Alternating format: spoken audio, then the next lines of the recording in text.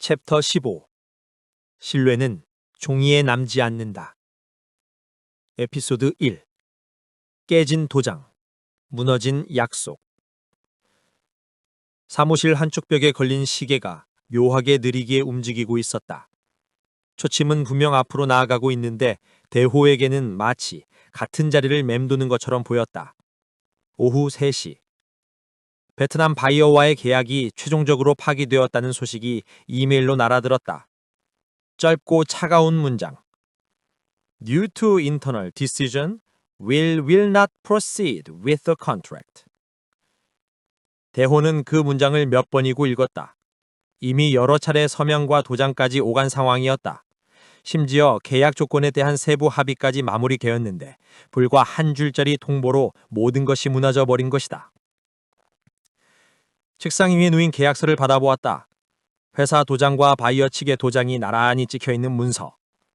번쩍이는 인주 자국은 아직도 생생하지만 그 붉은 도장이 현실의 무게를 지탱하지 못한다는 사실이 뼈아프게 다가왔다.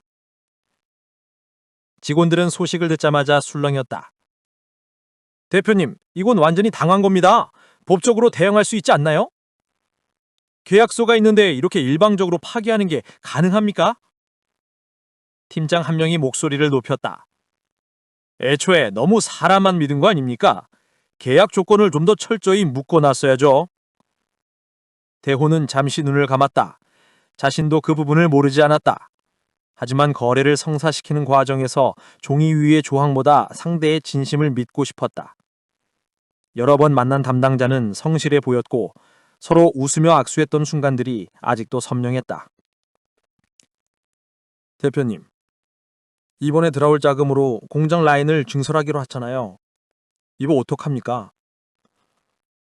대호의 심장은 순간적으로 푹 내려앉았다. 이미 선주문을 가정하고 움직였던 프로젝트들, 투자한 기계와 외상으로 끌어온 원자재들.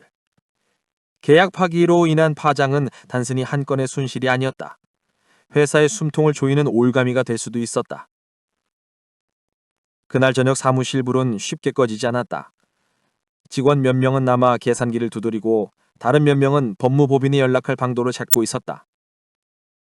대호는 홀로 창가에 서서 어둑해진 거리를 내려다보았다. 사람들은 아무 일 없다는 듯 퇴근길을 재촉하고 불빛은 따뜻하게 번지고 있었다. 그러나 대호에게 세상은 단절된 듯 차갑게 느껴졌다. 그는 아버지가 예전에 했던 말을 떠올렸다. 종이에 찍힌 도장이 무슨 의미가 있냐? 결국 사람의 말이 남는 거다. 그 말이 깨지면 도장도 헛것이 된다. 그때는 촌스럽게 느껴졌던 말이었다. 하지만 지금 바로 눈앞에서 계약이라는 것이 얼마나 쉽게 무너지는지를 목격하고 나니 그 말의 무게가 가슴을 짓눌렀다. 밤 10시가 넘어 직원들이 하나둘 사무실을 나갔다. 대표님, 내일 다시 정리해봅시다. 그들은 불안한 눈빛을 남긴 채 엘리베이터에 몸을 실었다. 텅 빈 사무실, 모니터 불빛만이 남아 있었다. 대호는 계약서를 다시 꺼내 들었다. 붉은 도장은 여전히 선명했지만 그 위에 새겨진 약속은 이미 허공으로 사라진 뒤였다. 그는 종이를 구겨 쓰레기통에 넣으려다 멈추었다. 이게 다가 아니야. 아직 끝난 게 아니야. 그러나 목소리는 공허하게 울렸다. 그날 새벽 대호는 혼자 사무실 불을 끄고 나섰다. 핏방울이 흩뿌리는 거리, 손에 쥔 우산은 무겁게 느껴졌다. 그는 스스로에게 묻고 또 물었다. 신뢰는 결국 종이에 남지 않는다. 그렇다면 어디에 남는가? 내가 다시 붙잡아야 할 건 무엇인가? 대답은 아직 오지 않았다. 하지만 그는 알고 있었다. 이 질문은 앞으로의 길을 결정짓는 질문이 될 거라는 것을. 챕터 15정 신뢰는 종이에 남지 않는다. 에피소드 2 사람은 종이에 남지 않는다. 호치민의 무더운 밤 공기 속에서 대호는 천천히 골목길을 걸었다. 베트남 출장에서 예정된 공식 미팅은 이미 모두 취소된 상태였지만 그는 여전히 발걸음을 옮기고 있었다. 이유는 단순했다. 이번 계약의 실제 담당자였던 탄을 만나야 했기 때문이다. 대표님, 굳이 가져야 합니까? 동행했던 직원 민수가 조심스럽게 물었다. 이미 계약 파기 메일이 왔잖아요. 얼굴 본다고 달라질 게 있을까요? 대호는 잠시 걸음을 멈추고 답했다. 문서는 끝났지만 사람은 아직 남아있잖아. 내가 알고 싶은 건 종이에 찍힌 이유가 아니야. 사람이 무슨 생각을 했는지 직접 듣고 싶어. 호텔 근처 카페에서 만난 타는 전보다 수척해 보였다. 에어컨이 시원하게 돌아가는 실내였지만 그의 얼굴엔 땀이 번져 있었다. 테이블에 놓인 두 잔의 커피가 식어가고 있었다. 미스터 오, 다는 어눌한 영어로 입을 열었다. 당신의 프로젝트 좋은 아이디어입니다만 우리 회사 도의장 진행 어렵습니다. 메일로 보낸 이야기와 다르지 않습니까? 대호가 낮은 목소리로 말했다. 이유를 알려주실 수 없나요? 가격 때문입니까? 아니면 경쟁사 때문입니까? 타는 눈을 피했다. 잠시 침묵 끝에 그는 마치 고백하듯 입을 열었다. 솔직히 말하면 위에서는 이미 다른 쪽과 손을 잡았습니다. 조건이 나쁘지 않았고 그 사람들은 오래전부터 우리와 네트워크가 있었어요. 네트워크라!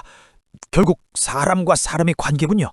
대호는 씁쓸하게 웃었다. 계약서에 찍힌 도장이 무슨 의미가 있겠습니까? 사람의 손이 이미 다른 쪽을 잡고 있다면 민수아! 아니 그럼 도대체 우리랑은 왜 여기까지 협상을 끌어온 겁니까? 몇 번이나 베트남을 오가며 투자했는데 최소한 성의 있는 설명은 하셔야죠. 타는 고개를 숙였다. 죄송합니다. 제 입장도 어려웠습니다. 저는 당신들과 일하고 싶었어요. 하지만 제 위의 사람들이 결정했죠. 여기서 제 도장은 아무 힘이 없습니다. 그의 손이 떨리고 있었다. 순간 대호는 탄이 단순히 상대편을 속이려 한 게 아니라 그 또한 구조 속에서 갇혀 있었다는 걸 느꼈다. 카페 밖으로 나오자 민수가 중얼거렸다. 결국 사람이 문제라는 거네요. 시스템도 계약도 다 사람 손에서 무너지는 거고. 대호는 고개를 끄덕였다. 그래, 종이는 남지만 사람은 남지 않아. 내가 붙잡아야 하는 건 도정이 아니라 사람이라는 걸 이제야 뼈저리게 느낀다. 그의 눈앞에 스쳐가는 장면들이 있었다. 처음 악수하며 웃던 탄의 얼굴, 서명 직후 서로 건배하던 자리, 그리고 오늘처럼 고개를 숙이며 아무 힘도 없는 듯 말하는 모습. 이 모든 순간이 계약이 아니라 관계였음을 깨달았다. 호텔 방으로 돌아온 대호는 창가에 앉아 불빛 가득한 호치민의 남거리를 내려다보았다. 오토바이들이 내뿜는 소음, 거리의 활기, 이방인의 외로움이 뒤섞였다. 그는 노트북을 켜고 한 줄을 적었다. 사업은 계약으로 굴러가지 않는다. 결국 사람으로 굴러간다. 그리고 다시 한 줄을 덧붙였다. 사람은 종이에 남지 않는다. 사람은 사람 안에 남는다. 다음 날 아침 귀국길 비행기에서 대호는 짧게 눈을 붙였다. 하지만 마음은 이미 새로운 계산을 하고 있었다. 앞으론 문서보다 관계를, 도장보단 손을 믿어야 한다. 진짜 신뢰는 계약서 바깥에서 시작되는 거니까. 그는 그렇게 다짐하며 긴 비행에 몸을 맡겼다. 챕터 15. 신뢰는 종이에 남지 않는다. 에피소드 3. 다시 손을 맞잡으며. 베트남 하노이의 회색빛 하늘 아래 오대호는 낯설게 텅 빈 사무실에 홀로 앉아 있었다. 불과 몇 주 전만 해도 활기가 넘치는 공간이었지만 계약 파기로 있는 충격은 직원들의 마음을 산산조각 냈다. 이런 식으로 믿었던 파트너가 등을 돌릴 줄은 몰랐습니다. 현지 직원 꽝에만은 여전히 귓가에 울리고 있었다. 책상 위에는 도장이 찍힌 계약서 사본이 흩어져 있었다. 계약 파기 통보서라는 제목은 서류에 불길한 낙인을 찍은 듯 붉게 새겨져 있었다. 종이에 남은 것은 도장과 글자뿐이었지만 그 속에 담겨야 할 신뢰와 약속은 이미 허공으로 흩어져 버린 상태였다.